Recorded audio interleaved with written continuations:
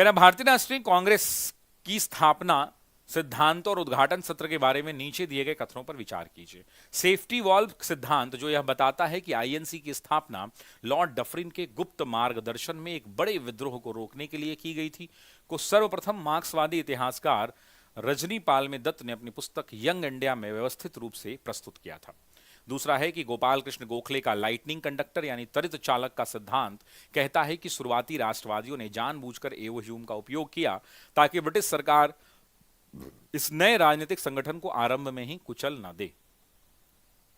1885 में आईएनसी के प्रथम सत्र में पारित प्रस्तावों में लंदन स्थित सेक्रेटरी ऑफ स्टेट के इंडियन काउंसिल को समाप्त करने की स्पष्ट मांग की गई और सुरेंद्र नाथ बैनर्जी और आनंद मोहन बोस द्वारा स्थापित संगठन इंडियन नेशनल कॉन्फ्रेंस आधिकारिक तौर पे इस प्रथम बॉम्बे सत्र के दौरान ही आईएनसी में विलीन हो गया।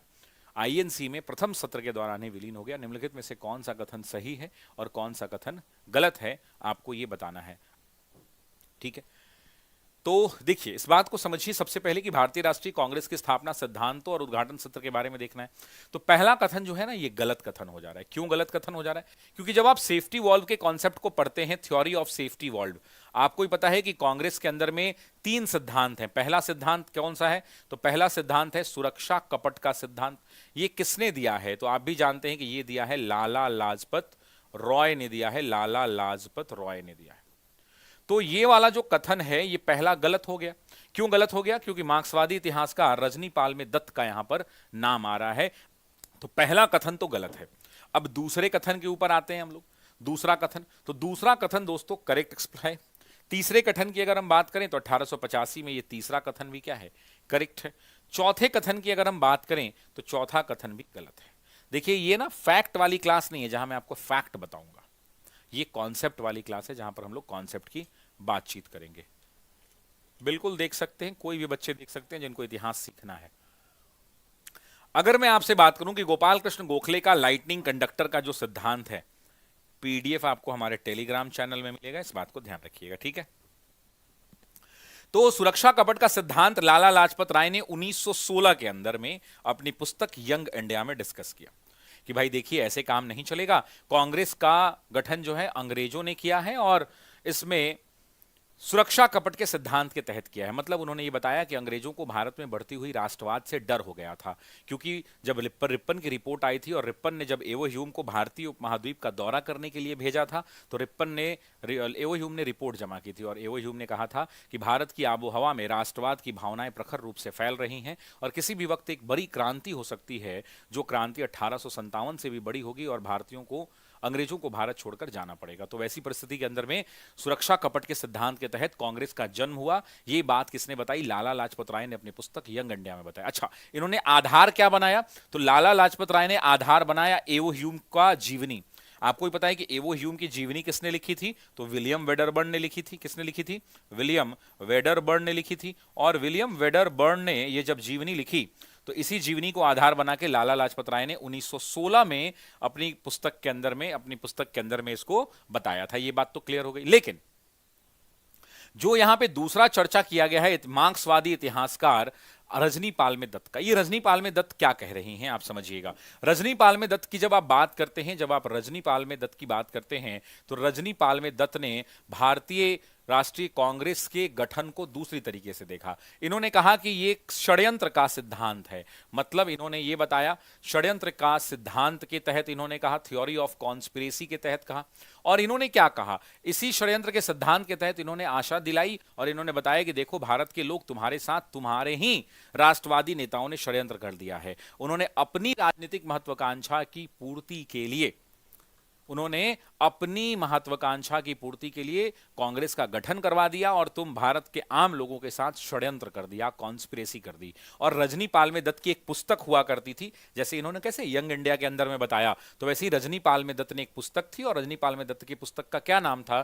तो आप भी जानते हैं, इंडिया टुडे। क्या नाम है? India today. इसी इंडिया टुडे पुस्तक के अंदर में इन्होंने इस बात की जानकारी उपलब्ध कराई थी। आप रजनीपाल में दत्त को जानते हैं, षड्यंत्र का सिद्धांत इन्होंने दिया था, मार्क्सवादी इतिहासकार थी।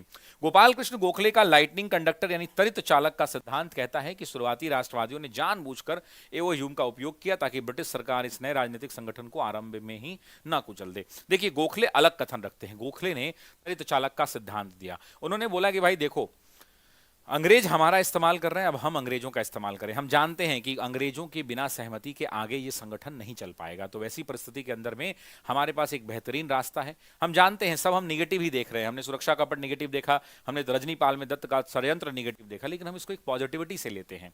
उन्होंने कहा कि एक काम करते हैं, ठीक है, इन्होंने जो किया अपने फायदे के लिए ही कांग्रेस का गठन करा दिया ताकि राष्ट्रवादी ताकतें भारत में कमजोर हो जाएं, लेकिन इन्होंने हमें संगठित कर दिया, इन्होंने हमें एकत्रित कर दिया, हमारे लिए एक ऐसा मंच तैयार कर दिया जिसमें भारतवर्ष के सभी नेता एक मंच पर बैठकर भारत की समस्याओं को संगठित रूप से एकत्रित होकर उसका समाधान ढूंढ सकते हैं। और साथ ही साथ इसको अंग्रेजों ने स्वयं बनवाया है, इसलिए इसको सरकारी दमन का दंश नहीं झेलना पड़ेगा, उसके झटके नहीं झेलना पड़ेंगे, और ये हमारे लिए एक सुरक्षा कवच के रूप में भी काम करेगा। तो ये सिद्धांत किसने दिया? तो ये सिद्धांत गोपाल कृष्ण गोखले ने दिया था। इस बात को ध्यान रखेंगे, ठीक है। तो ये दूसरा कथन भी सही है। आईएनसी के प्रथम सत्र में पारित प्रस्तावों में लंदन स्थित सेक्रेटरी ऑफ स्टेट की इंडियन काउंसिल में को समाप्त करने की स्पष्ट मांग की गई थी। देखिए, आपको याद होगा कि मैंने आपको क्लास में पढ़ाया था कि इस प्रथम सत्र के अंदर में कुल 9 प्रस्ताव पारित हुए थे। कितने प्रस्ताव पारित हुए थे? 9 प्रस्ताव पारित हुए थे।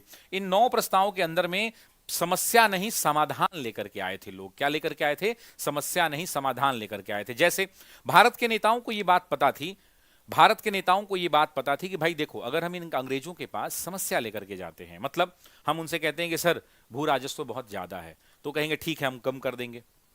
लेकिन अगर हम समाधान लेकर के जाते हैं, मतलब हम अंग्रेजों को कहते हैं कि सर भू राजस्व को 50% कम कर दिया जाए, इसका मतलब हमने उनको यह भी कह दिया कि भू राजस्व ज्यादा है और हमने ये भी बता दिया कि भू राजस्व को 50% कम करना है। मतलब दे क्लियरली टोल्ड, उन्होंने 9 प्रस्ताव दिए और 9 के 9 समस्या नहीं समाधान दिए। और उन्होंने कहा कि भाई देखिए, इस बात को समझिए कि 9 प्रस्तावों में उन्होंने पहला प्रस्ताव दिया भू राजस्व को 50% कम किया जाए। दूसरा दिया उन्होंने, दूसरा प्रस्ताव क्या दिया? सेना पर व्यय को 50% कम किया जाए। तीसरा क्या दिया कि लंदन में जो हमारी कमेटी बनाई गई है, जो भारतीयों के हितों का फैसला करती है, जिस कमेटी को हम क्या कहते हैं? Secretary of state of Indian council कहते हैं, और इसको शॉर्ट भाषा के अंदर में इंडियन काउंसिल कहते हैं। हमने आपको कॉपी में भी लिखवाया होगा, इंडियन काउंसिल को भंग करने की बात कही, तो इसका नाम इंडियन काउंसिल है। और पूरे तरीके से जब आप स्पेक्ट्रम को पढ़ेंगे तो स्पेक्ट्रम वाली किताब में secretary of state of Indian council है, इसको समाप्त करने की मांग की गई। इन्होंने कहा कि भैया इसको समाप्त कर दिया जाए। क्यों समाप्त कर दिया जाए?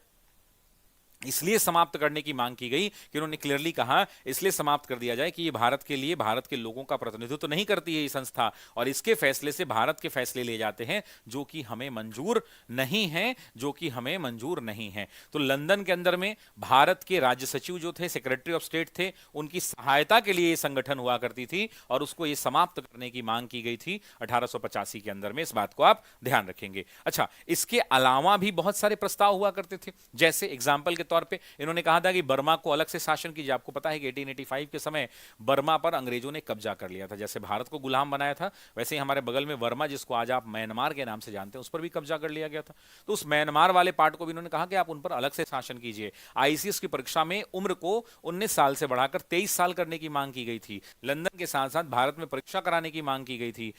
स्टर्लिंग और पाउंड वाले करेंसी एक्सचेंज को विनियमित करने की मांग की गई थी। साथ ही साथ ऐसे और भी कुल 9 मांगे। और हाँ, एक मांग ये भी थी कि सभी लोग ये सुनिश्चित करें कि भारत के सभी प्रांतों में ये लागू हो रहा है। और लास्ट और आखिरी मांग थी कि अगले साल हम अधिवेशन कलकत्ता में करेंगे, क्योंकि उनको इस बात का डर था कि अगले साल कहीं शायद कांग्रेस का अधिवेशन अंग्रेज आयोजित करने ही हमें ना दे, इसलिए इन्होंने ये भी प्रस्ताव यहां पर पारित कर दिया था। इस बात को समझ में आई? अच्छा, ये जो इंडियन काउंसिल होती थी, ये कहां पे होती थी? सभी लोग एक बार कमेंट कर दें। लंदन में होती थी। और ये किसकी सहायता के लिए होती थी? तो भारत के राज्य सचिव के सहायता के लिए होती थी। भारत के राज्य सचिव यानी सेक्रेटरी ऑफ स्टेट। आपको याद होगा कि ये भारत के राज्य सचिव का पद 1858 में बना था, 1858 के अंदर में, जिसके अंदर में 15 सदस्य होते थे, 8 और 7 का कॉम्बिनेशन, 8 नॉमिनेटेड 7 इलेक्टेड मेंबर्स होते थे। और ये बनाया गया था बोर्ड ऑफ डायरेक्टर और court of controller, court of directors और बोर्ड ऑफ कंट्रोलर को समाप्त करने के बाद, है ना। सुरेंद्र नाथ बैनर्जी और आनंद मोहन बोस द्वारा स्थापित इंडियन नेशनल कॉन्फ्रेंस, जिसे आप इंडियन यूनियन के नाम से भी जानते हैं, को आधिकारिक तौर पे प्रथम सत्र नहीं, दूसरे सत्र में, अभी अभी मैंने बताया सेकंड वाले में किया गया था और कलकत्ता में किया गया था, ये भी आप ध्यान रखिएगा। तो ये भी क्या हो जाएगा, गलत हो जाएगा। यानी सही कौन कौन सा है, 2 और 3 है। तो करेक्ट आंसर क्या हो जाएगा, सी ऑप्शन हो जाएगा। करेक्ट ऑप्शन क्या हो जाएगा, सी हो जाएगा। सभी लोग कमेंट कर दिए। देखिए ये थोड़ी सीरियस क्लास है, ये उन बच्चों के लिए है जो क्लास 6 to 12 की एनसीईआरटी और साथ में मॉडर्न इंडिया वाली स्पेक्ट्रम। मैं आपको प्रॉमिस करता हूं कि इससे बाहर बीपीएससी की किसी परीक्षा में सवाल नहीं पूछे जाएंगे, इस बात को आप ध्यान रखिएगा, ठीक है। Is it clear to everyone? सभी लोगों के क्लियर है या नहीं है? जैसे अच्छा, एक दो और सवाल बता दीजिए। जैसे एओ ह्यूम ने 1885 से 1906 तक किस पद पर काम किया? तो कांग्रेस के जनरल सेक्रेटरी रहे, यानी महासचिव रहे हैं, इस बात को ध्यान रखिएगा। लाला लाजपत राय ने कांग्रेस को डफरिन के दिमाग की उपज बताया था, यह भी परीक्षा के अंदर में पूछा जाता है। ब्रेन चाइल्ड ऑफ डफरिन की बात करते हैं। आपने एक समाचार पत्र का नाम सुना होगा, द हिंदू, जो आज भी बच्चे पढ़ते हैं। उस द हिंदू समाचार पत्र के जो संपादक हुआ करते थे, जिनका नाम था जी सुब्रमण्यम अय्यर, वो भी उन 72 प्रतिनिधियों में शामिल थे जिन्होंने पहले सत्र में भाग लिया था। यूपीएससी का पूछा हुआ सवाल है। यूपीएससी ने सवाल पूछा था कि जी सुब्रमण्यम अय्यर कांग्रेस के प्रथम अधिवेशन में मद्रास का प्रतिनिधित्व कर रहे थे। तो बिल्कुल सही बात है, वो इकलौते वो पत्रकार थे, वो पेशे से पत्रकार थे। द हिंदू समाचार पत्र हुआ करता था और उसके वो संपादक भी हुआ करते थे, है ना, इस बात को ध्यान रखिएगा। और जहां पे ये शुरू हुआ, आपको पता है कि गोकुलदास तेजपाल संस्कृत महाविद्यालय हुआ करता था, इस बात को आप जानते हैं, ठीक है।